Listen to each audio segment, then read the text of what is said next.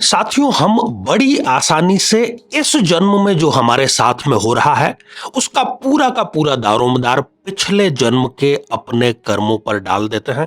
कर्म का यही सिद्धांत है, गलत भी कुछ नहीं है, परंतु इस पर सदैव और सर्वदा और 100% आश्रित रहना गलत है। तो फिर क्या पुरुषार्थ नाम की कोई चीज नहीं होती? यदि पिछले जन्म की हम बात करें तो उससे पिछला जन्म, फिर उससे पिछला जन्म, इस प्रकार से पिछला जन्म उसके अगले जन्म के लिए कहीं ना कहीं उत्तरदायी होता है। तो यदि हम इसके अंतिम छोर पर पहुंच जाते हैं तब हम पुरुषार्थ करने के लिए स्वतंत्र थे, और तभी तो हमने अपने कर्म किए और उसका हम रिजल्ट जो है वो भुगतान करते हैं। तो यदि किसी जन्म में हम कर्म के लिए स्वतंत्र थे तो इस जन्म में हम कर्म के लिए स्वतंत्र क्यों नहीं हो सकते? बिल्कुल हो सकते हैं, और जन्म पत्रिका के माध्यम से हम इसका पता करके और उचित कदम उठा सकते हैं।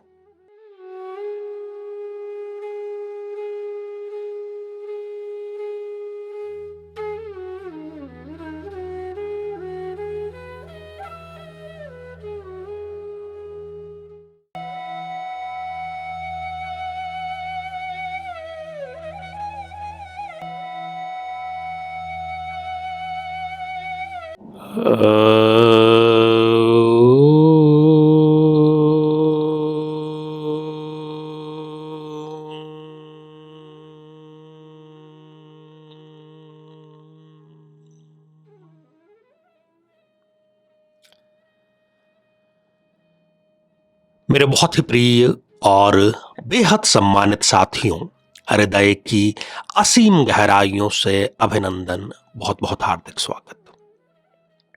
साथियों, भाग्य और पुरुषार्थ जिसको कि हम कर्म भी कहते हैं, इन दोनों की जो लड़ाई है सनातन काल से चली आ रही है, और प्रायः अधिकांश जो लोग हैं वो इसमें बंटे हुए हैं। या तो वो भाग्यवादी हैं, अर्थात सब कुछ ऊपर वाले पर, और दूसरे कुछ ऐसे हैं जो सब कुछ पुरुषार्थ पर निर्भर करते हैं, ऐसा सोचते हैं। जबकि हकीकत जो है वो इन दोनों से ही थोड़ी सी हट करके है, थोड़ी सी समन्वयात्मक है। वो बात हम ये करेंगे कि क्या भाग्य को बदला जा सकता है, और किसी निष्कर्ष पर भी जरूर पहुंचेंगे। अधर झूल में मझधार में आपको नहीं लटकाएंगे, और शास्त्रीय बातें करेंगे, साथ ही अनुभव की भी बात करेंगे।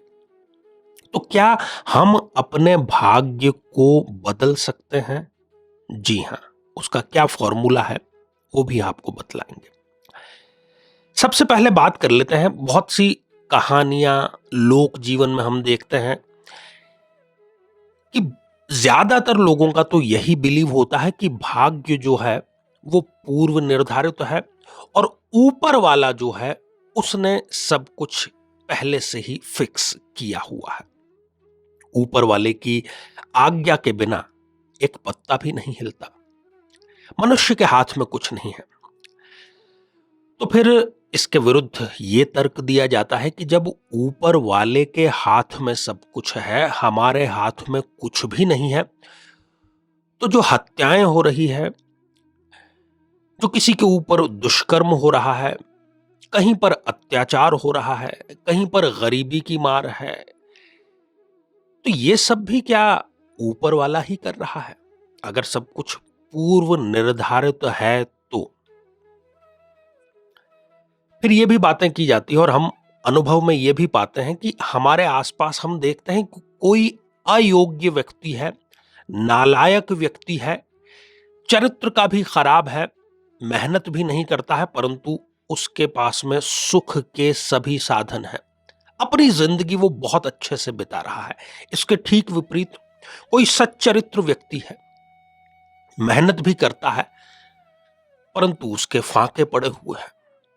अयोग्य को क्यों सफलता मिल रही है, योग्य को क्यों असफलता का सामना लगातार करना पड़ रहा है? देखते हैं हम ये भी देखते हैं कि कई बार भूकंप या कोई और जो प्राकृतिक आपदा आती है हजारों लोग मारे जाते हैं, कोई छोटा सा बच्चा जीवित रह जाता है और कई दिनों बाद में 30-40 दिन के बाद में उसको भूकंप के मलबे में से निकाला जाता है। चमत्कार है, इतने भूकंप में, दुर्घटना में बच जाता है कोई।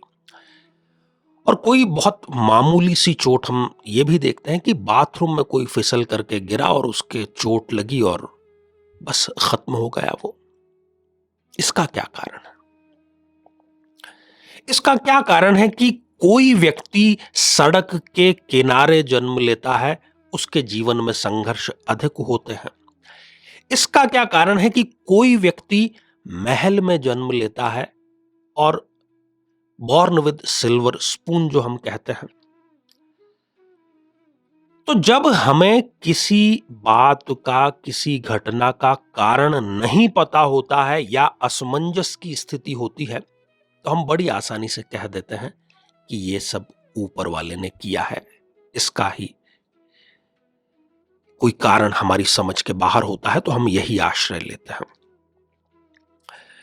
अब इस चर्चा को थोड़ा सा आगे बढ़ाते हैं, तो ये जो सारी घटनाएं होती है, क्या इसके पीछे कोई नियम कार्य कर रहा है? क्योंकि यदि हम सिर्फ इस बात पर आश्रित हो जाते हैं, आंख मूंद करके इस पर बिलीव कर लेते हैं कि सब कुछ ऊपर वाला ही कर रहा है और अकारण कर रहा है, तब तो जीवन जीवन नहीं, एक तमाशा बन करके रह गया। भाई फला फला ऐसा ऐसा होना चाहिए, तो बिना कारण के तो कुछ होता नहीं। साइंस का बड़ा बेसिक सा सिद्धांत तो है कार्य और कारण का। कार्य है तो उसका कारण भी होगा, कारण है तो उससे उत्पन्न कोई कार्य भी होगा।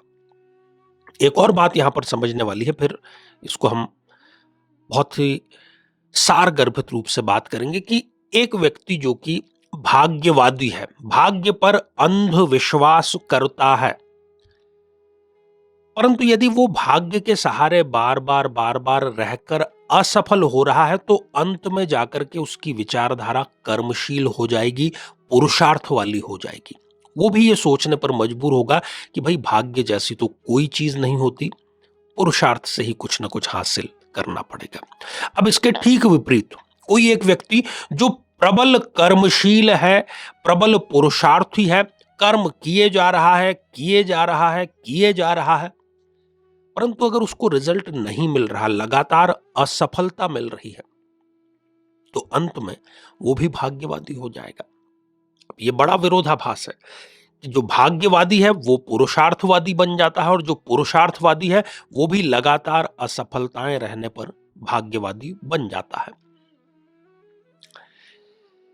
तो क्या कारण है कि जो घटनाएं हो रही है उसके पीछे क्या कारण है? तो हम सनातन धर्म में इसका पूरा का पूरा जो दारोमदार है वो पूर्व जन्म पर डाल देते हैं, कर्म के सिद्धांत पर डाल देते हैं कि भाई पिछले जन्म में जो कर्म किए थे उसके अनुसार हमें ये जन्म जो है इस रूप में मिला है।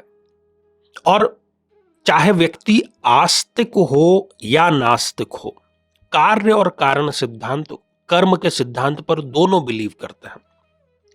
आप एक मान लीजिए कि नास्तिक व्यक्ति है, तो नास्तिक व्यक्ति भी इस बात को जस्टिफाई करेगा ही ना कि किसी व्यक्ति ने कोई अपराध किया, हत्या की, तो उसने गलत काम किया, अब गलत काम की उसको सजा मिलनी चाहिए, उसको जेल होनी चाहिए या जो भी उसकी निर्धारित सजा है वो उसको मिलनी चाहिए ना। तो एक नास्तिक भी इस बात में बिलीव करता है। आस्तिक तो खैर करता ही है कि अच्छे कर्म का अच्छा फल होता है। अब यहां पर हम जो सबसे बड़ी गलती करते हैं वो क्या करते हैं, हम ये मान बैठे हैं कि भाग्य को, प्रारब्ध को बदला नहीं जा सकता। इस जन्म में जो हमारे साथ में हो रहा है वो हमारे ही पूर्व जन्म में किए हुए कर्मों के कारण हो रहा है ना। इसका मतलब हमारे भाग्य का निर्माण हमने स्वयं किया है, ऊपर वाले ने नहीं किया। और अभी जो हम कार्य कर रहे हैं उसका हमें आगे रिजल्ट मिलेगा। अच्छी आप तैयारी करोगे, परीक्षा में अच्छे नंबर मिलेंगे, इस बात की संभावना ज्यादा है। आप अगर लापरवाही करेंगे किसी कार्य में तो फल भी आपको उल्टा ही मिलने वाला है। आपके मन माफिक तो बिल्कुल नहीं मिलेगा। और जहां तक बात पूर्व जन्म के कर्मों की है, उसमें यदि आप एक प्रयोग करें कि इस जन्म में जो हो रहा है वो इससे पिछले जन्म का है, उसी का रिजल्ट है, पिछले जन्म में उससे पिछले जन्म का है, तो ऐसे ये तो एक अंतहीन श्रृंखला हो गई और कहीं ना कहीं तो इसकी शुरुआत हुई ही होगी। और जब शुरुआत हुई तब हम कर्म करने के लिए स्वतंत्र थे, तभी तो हमारे भाग्य का निर्माण हुआ आगे से आगे जन्म में। तो यदि किसी जन्म में, अब यहां पर इसको हमें अंडरलाइन करना होगा, यदि किसी जन्म में हम कर्म करने के लिए स्वतंत्र थे तो इस जन्म में क्यों नहीं? निश्चित तौर पर हम कर्म करने के लिए स्वतंत्र हैं। और भगवान श्री कृष्ण भी यही कहते हैं कि कर्मण्येवाधिकारस्ते, कर्म पर आपका अधिकार है, भाग्य का निर्माण हम स्वयं कर रहे हैं। साथियों, जब आपका कर्म, आपका पुरुषार्थ भी काम नहीं आ रहा है, जब आपका भाग्य भी आपके काम नहीं आ रहा है, तब एक ही चीज आपके काम आ सकती है और 100% वो खरी है और काम आएगी ही आएगी, और वो है निष्काम कर्म। अब निष्काम कर्म का आप ये अर्थ कतई मत लीजिए कि फल की आशा नहीं करनी है, फल की तो आशा करनी है, फल के प्रति आसक्ति नहीं रखनी है, फल पर अधिकार नहीं जताना है, आशा अलग बात है। कर्म आप करेंगे, कर्म के प्रति आप प्रवृत्त ही तभी हो सकते हैं जब आपके मन में कोई आशा हो। एक चित्रकार चित्र भी यदि बनाता है तो इसी आशा में बनाता है ना कि वो सर्वश्रेष्ठ चित्र बना रहा है। फल के प्रति अब वो ये चाहे कि चित्र बनने के बाद में ये दुनिया की सर्वोत्तम कृति है, ये आसक्ति हो गई। तो आसक्ति नहीं करनी है, अधिकार फल पर नहीं जताना है, परंतु फल की आशा जरूर हमें करनी चाहिए। अब मुद्दे की बात की, आप चाहे पूर्व जन्म में बिलीव करें न करें, कोई बात नहीं। आप चाहे आने वाले जन्म में बिलीव करें न करें, कोई बात नहीं। आप चाहे भाग्य निर्धारित है नहीं है, इसमें बिलीव करें न करें, कोई बात नहीं। परंतु आप इस जन्म में तो बिलीव करते हैं ना, अभी आप श्वास ले रहे हैं, जीवित हैं, शरीर आपका काम कर रहा है, मन मस्तिष्क सब सक्रिय है, ये तो बिलीव करते हैं ना, सभी करते हैं। और इस बात में भी आप बिलीव करते हैं कि आप पुरुषार्थी हैं, मेहनत में आपके कोई कमी नहीं है। तो जब आप इस जन्म में वर्तमान में कार्य कर रहे हैं, पूरे पुरुषार्थ के साथ कर रहे हैं, तो निश्चित जानिए कि जैसे ही आप फल पर से आसक्ति को हटा देते हैं, आपको 100% नहीं, 1000% रिजल्ट अवश्य मिलेगा। और भाग्य इसी प्रकार से बनता है, इसके अतिरिक्त भाग्य कुछ नहीं। जन्म कुंडली में भी जब हम उसका अध्ययन करते हैं